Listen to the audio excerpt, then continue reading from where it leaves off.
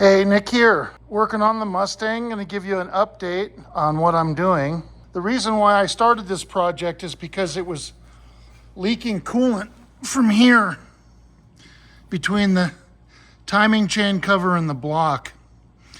I tried tightening that bolt. It didn't do any good.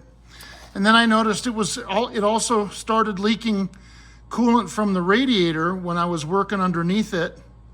It started dripping from the radiator as well.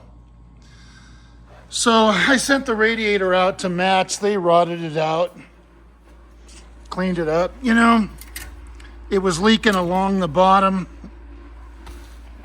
So they fixed that. Obviously, I changed the gaskets. I didn't use 500 pounds of blue silicone like Chevy mechanics. I also took the intake manifold off. As you can see, I put new grade 8 bolts in. The old bolts were kind of mixed matched.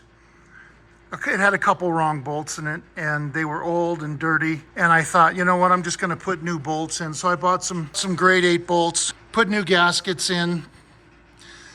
I sandblasted, glass beaded and cleaned the original valve covers. They were in the trunk when I bought the car.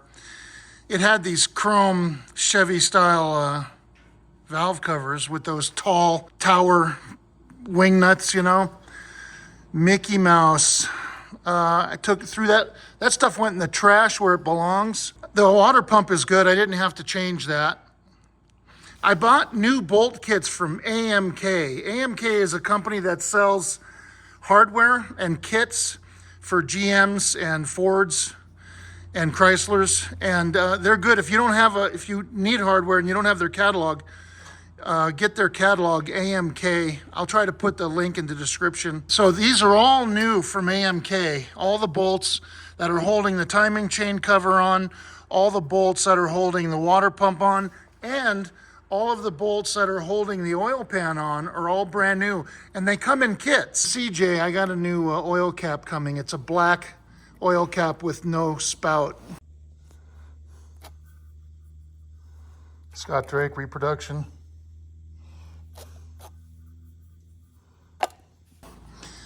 The dipstick tube is original, and the dipstick, they were rusty and old, and I cleaned them up and painted them. I cleaned up the engine compartment. I steam cleaned it, then we washed it by hand. My wife helped me. We washed it by hand after taking out the battery tray.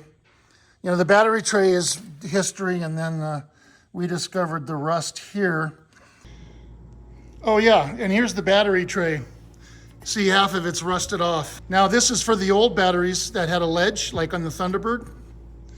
But CJ in 66, I think in 66, they went to a top clamp. So CJ makes a reproduction battery tray for the 64.5s and 5s, but they have the top clamp parts. The tray is configured a little bit differently up here, so you could hook top clamps to it. Okay, here's the new battery tray. Now the old battery tray, see, it had a side clamp for those batteries that have a ledge on the bottom side, right? They had a little ledge that stuck out, and this thing clamped over that ledge and held the battery in place. They don't make the batteries with ledges anymore. So the 67, 68 Mustang, they use a top clamp, right? With rods, and the rods hook into the battery tray. Well, they make a reproduction battery tray that fits on a 64 and 5, but has the 67, 68 top clamp hookups. So that's what I'm going to use in the Mustang, right? So I can clamp the battery down, because the batteries don't have this is worthless without without the ledge. And I went ahead and cleaned all the rust off with a disc grinder and these Scotch-Brite pads, you know. I didn't realize how messy these things are. I'm not used to doing this, to doing that kind of stuff, you know. I don't do it that often. And man, what a mess. I should have done it outside, but that's hard to do because it's winter now, it's been snowing. Anyway, I tried to clean it up as best I could. The stains are just from age. This is not grease. This is all clean. All this is clean. It's just old. I don't know if it's been repainted before. It might have been. Looks like it has. My problem is I'm a perfectionist, and I can't, it's really hard for me to let things go when I see something wrong. You know, I see a bolt, oh, this bolt's dirty, rusty, oh, I'm gonna change it, I put a new one in, you know, or, oh, this, I don't like the surface, you know, I didn't like the surface look of the water pump and the timing chain cover, so I cleaned them. I have a hot tank, I hot tanked everything, cleaned everything, hot tanked the intake manifold, you know, and I painted that. I painted the intake manifold. You know, this kind of stuff, it bothers me. And, you know, anybody else would have just thrown it back together again and called it a day, and it would have been taking them a fraction of the time that it takes me to do it. You know, I'll work on this car a month because I'm nitpicking every little thing. The battery tray, you can see I sanded all the rust off. They had a lot of surface rust. There's a lot of pitting in that area right there. There was some surface rust up there, which I took off. And over here, you know, the paint was bad. There was a lot of surface rust by the gills. And by the way, the gills are 64.5 only. 65 model year doesn't have those. They were all, you know, surface rust. I had to clean all that, but not pitted. Take a look at this. See here, see the pitting? That's into the metal. But this, see, it had surface rust, but it didn't pit it.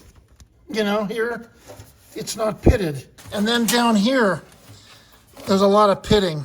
I bought a gallon of this stuff that you roll on, and you roll it on rust. That's what they tell you to do. They just roll it right on the rust, and it converts the rust, and it's white, and when you roll it on, it'll turn black and convert the rust. So that's what I'm gonna do here. I'm gonna paint all this with that stuff, and then paint over it black. I don't know, I have to read the instructions. I've never used it before, so I don't know exactly how I'm supposed to use it yet. I haven't received it yet, I ordered it. Maybe I have to wash it off later and then paint. Down here, you know, under the radiator was a little bit rusty. Cleaned up that the best I could. I'm gonna go over this with a wire brush. As you can see, I took the wiring out. The wiring has two major plug-ins, one right there and one over there.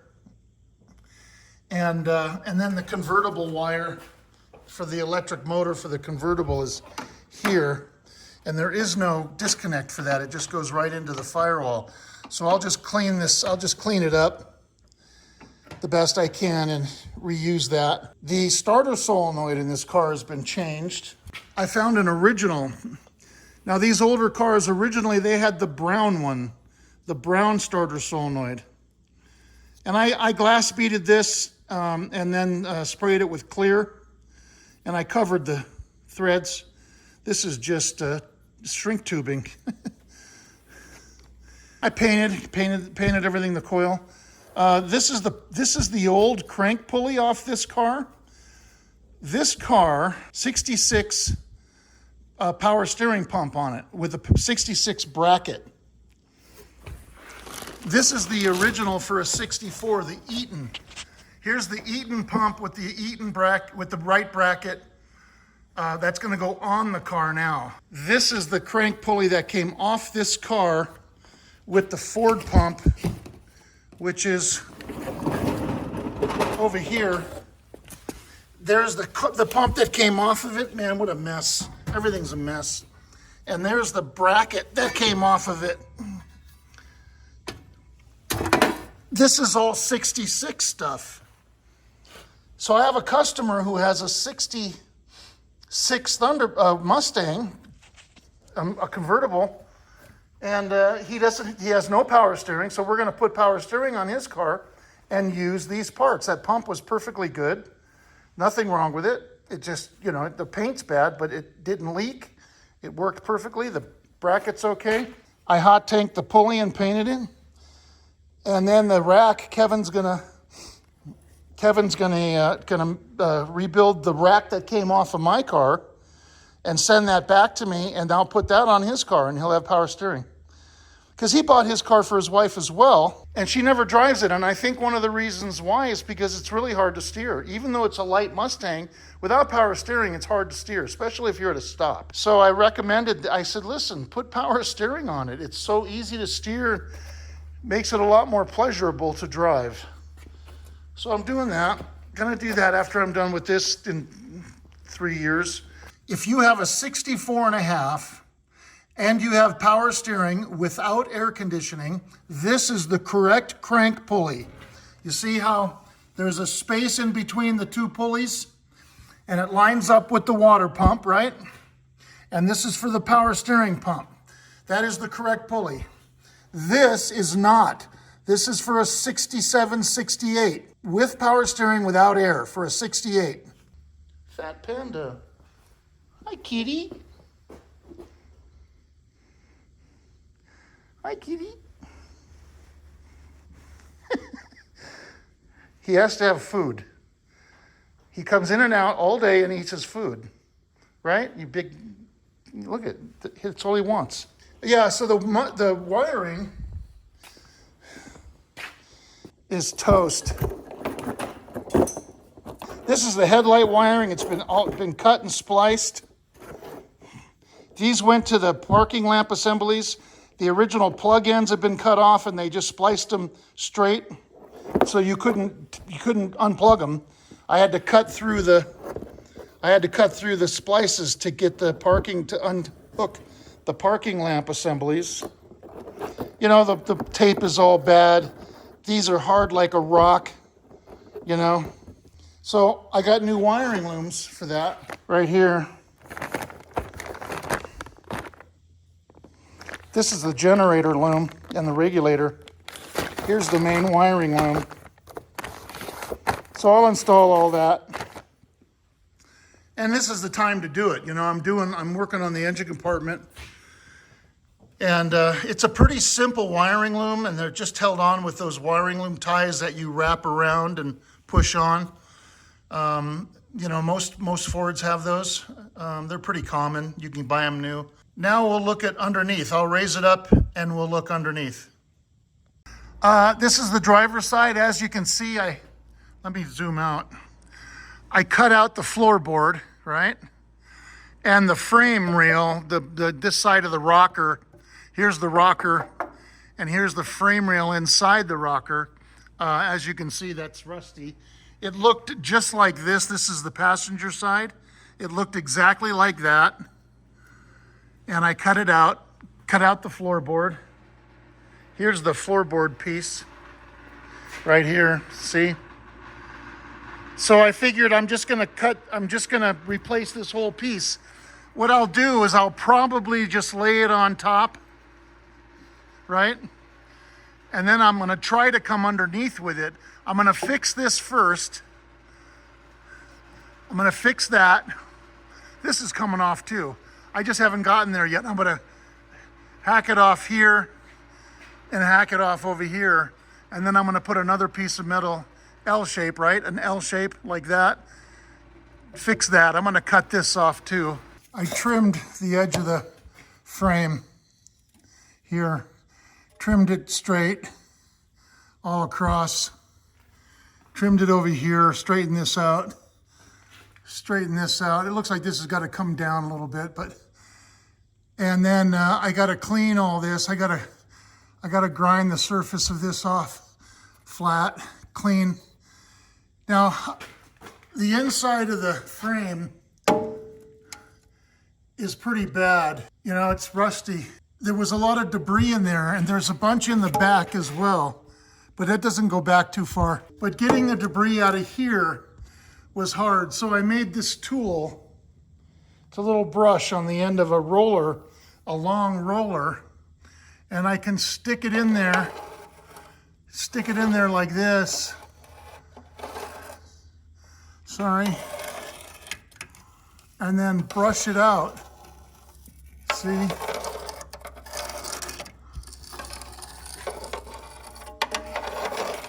And this is everything that came out. Look at this pile.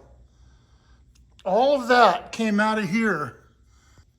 This tool that I have here, when I'm done sweeping it out, I have a little roller that's going to go on the end. See, I'll take the brush off and I'll put this little roller on the end of it, and the roller fits in there, right? I had to cut it down. It was a 3-inch.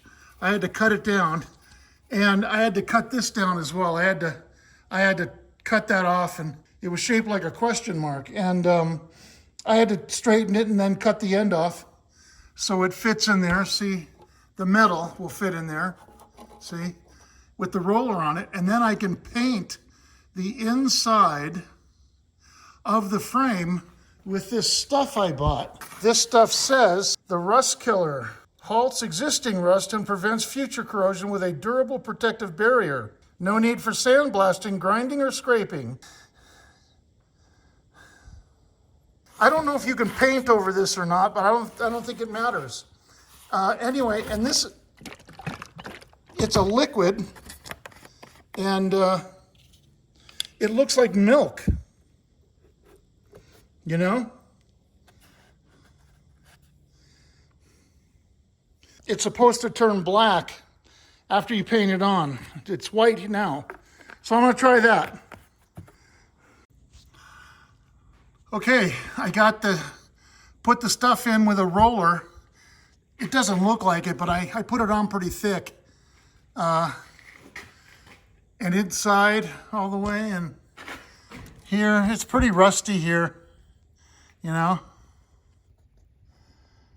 But, okay, so again, there's the back side, best I could get it. And then, again, the front side. So in 20 minutes, I got to give it another coat, and that'll be it. Here's the floor pan reproduction. Not too shabby. Now I'm only going to use this section, right? I'm not going to use any of this part, but you could only buy it as a whole piece. Here's the old piece. Not too bad. They did a nice job. And then, hey, this gives you a really good view of the underneath of the dash. And this is, you know, somebody put an aftermarket radio in this. What a kludge, you know? You can see just a mess of wires. And over here too, right there, you know. I ordered Kevin got me the original AM radio, the original AM radio. And the original AM radio starts with a 6 on the left-hand side of the dial for 64.5. And then when they went to 65, they changed it and started it with a 5. So the original radios are rare. So I'm gonna have to send that out and have it repaired and then put that back in. The car has a road draft tube. Doesn't have a PCV. I did the oil pan. I hot tanked it, painted it, cleaned it, new bolts. I had to unloosen the idle arm and the steering rack. You have to unloosen that to get the pan out. And then there's a cross brace that bolts to there and there, right here.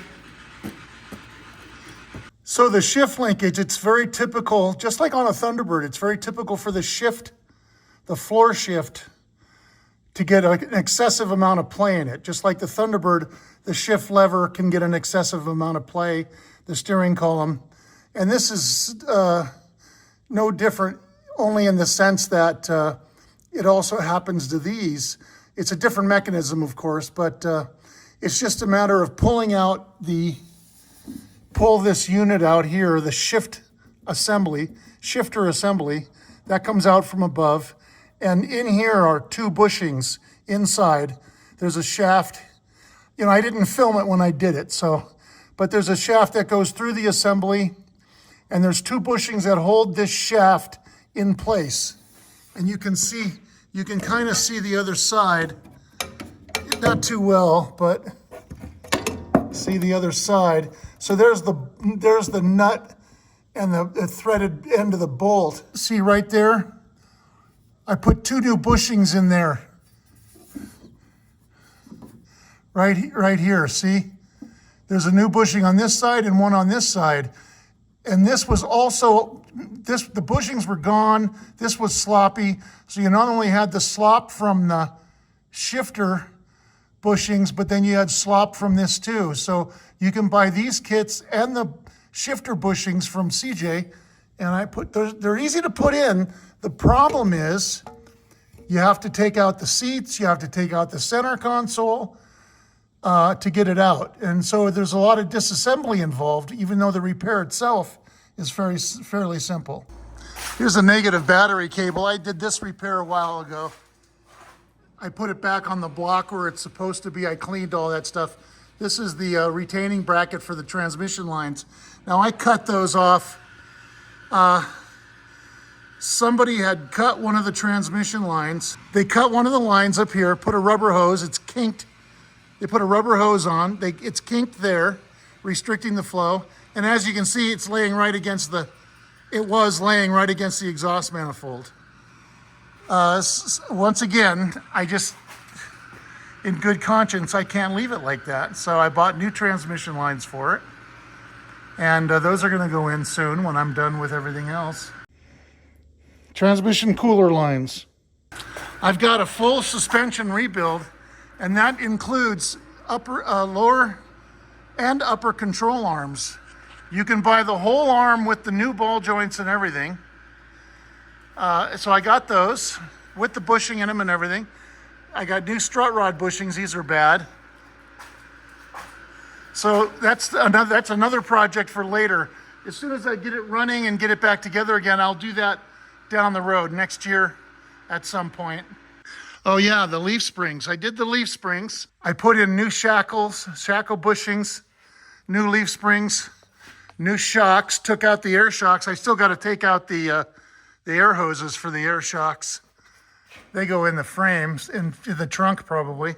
Haven't done that yet. I got these from CJ Pony, and I had a problem with them, and I've been talking to the company about it, and they admitted it, and he basically said there's not a whole lot they can do about what's wrong.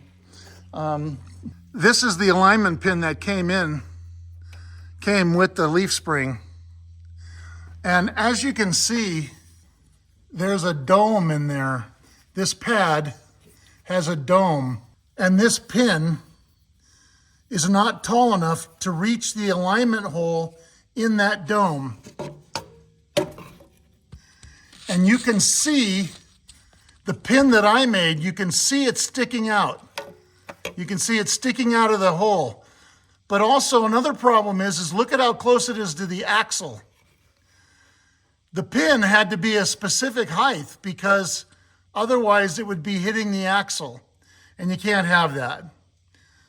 So I made a pin, I took all thread, and you see how I just took nuts and I screwed them together. I did the same thing on the top. And then on a grinder, I kind of rounded them off to make them round. And then they fit perfectly through the hole, the alignment hole. So now the leaf spring is perfectly aligned with the axle pad, right? And the axle. New bolts. Oh, that was another problem. These bolts, the original bolts, were seized into the bushing on the front of the leaf spring. I had to cut the leaf spring off here. I had to cut into it here and cut through the bolt to get it out and not damage this. It was difficult. I did it on both sides, and I burned the crap out of my arm and got rubber everywhere because this is a big heavy bushing in there. So as I was cutting through it, it was melting the rubber, and the rubber was flying everywhere. That was a drag. That was hard. Both sides. I had to get these new bolts, and you can see I put anti-seize on everything, see? The shackles weren't so bad. They came apart okay. But I just bought shackle kits. You get the shackle and the bushings. And then I thought this was interesting. The original leaf spring had a clamp here, but the reproductions had no clamp, and they had no plastic thing. They had no plastic spacer or whatever you call it in between. So I took these off of the old spring and put them on here, because that's the way the old spring was. Also, they did the same thing with the reverse lights. You see how they cut the wires? And then they just spliced them in directly to the reverse light assemblies, which are no good. They didn't work. The sockets were bad. So what I got to do here is I got to fix the wires. I got to put plugs on so you can unplug them. And I got new reverse light assemblies. I also have new parking lamp assemblies. The parking lamp assemblies, as you can see, they're rusty. See, they're just flaking. It's just flaking off. So the retaining brackets are bad. The wires, I had to cut through the wires. That's too bad. They did work. Here, look at this side. See? Yeah, they're all rusty. So I have to find good ones. I don't know if they make them. I didn't see them on the CJ site. So that's it for the Mustang.